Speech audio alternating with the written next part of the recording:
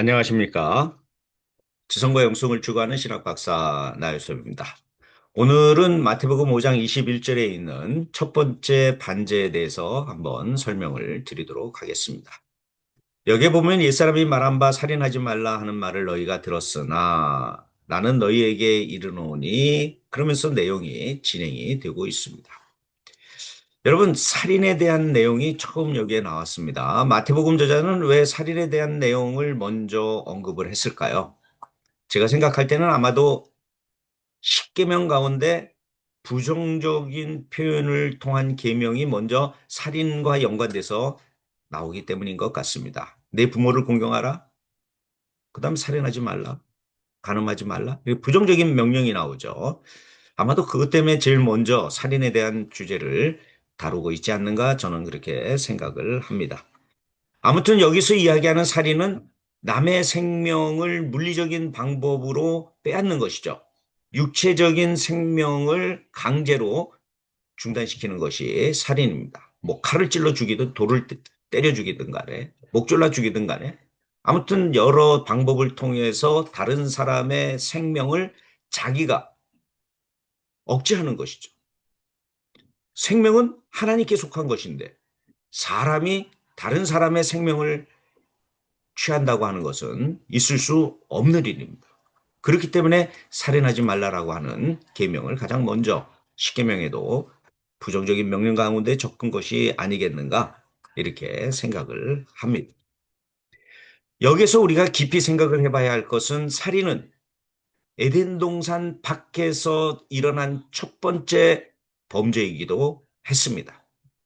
물론 아담과 하와가 에덴 동산 안에서 선악과를 따먹음으로 인해서 하나님께 저항하는 그런 죄를 짓기도 했지만 그들이 에덴 동산에서 쫓겨난 다음에 가인과 아벨을 낳았죠. 그런데 그들이 제사를 드렸을 때 하나님은 가인의 것은 받지 않고 아벨의 것은 받았습니다. 그래서 화가 난 가인이 아벨을 돌로 쳐 죽이는 그런 사건을 일으키고 말았죠. 이것이 에덴 동산 밖에서 인류가 처음으로 행한 범죄인 것입니다. 그렇기 때문에 마태복음 저자도 이 살인에 대한 문제를 가장 먼저 다루지 않았을까. 그렇다고 한다면 다시 한번 천국에 들어가는 것은 에덴 동산에 들어가는 것이다. 라고 해석을 할 수 있도록 마련을 하고 있습니다.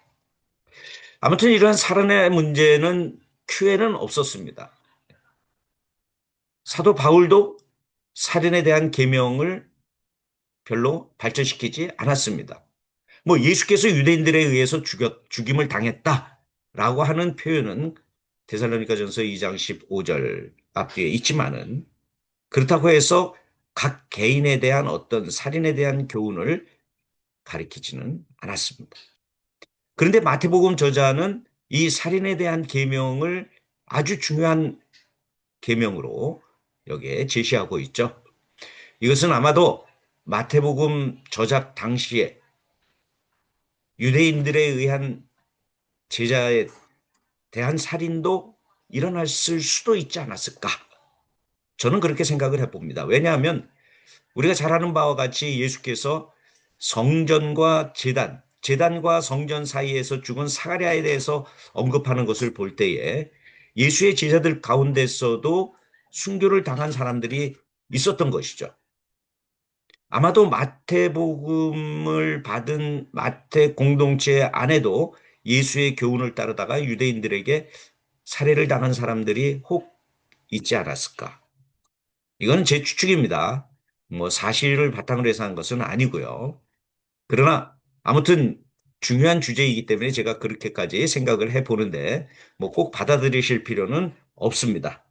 아무튼 마태복음 저자는 이러한 살인에 대한 문제를 통해서 원초적인 에덴 동산 밖에서 안으로 들어가야 하는 그러한 방법 가운데 하나로 제시하고 있다는 것을 우리가 결코 잊지 말아야 될 것입니다. 여러분, 우리가 뭐 살인한다는 거 쉽지 않죠. 살인하지 마세요. 저도 할 수 없습니다. 아무튼 예수의 제자로서 생명을 이어가는 한 분 한 분 되기를 간절히 바랍니다. 오늘도 저의 강의 시청해 주셔서 대단히 감사합니다.